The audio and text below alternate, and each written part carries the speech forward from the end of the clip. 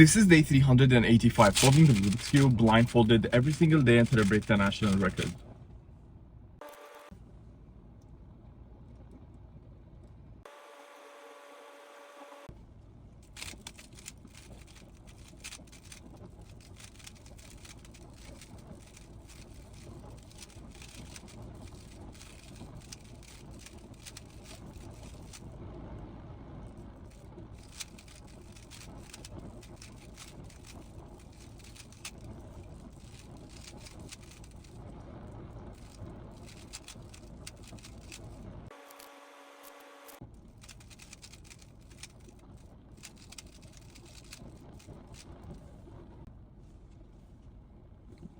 Nice.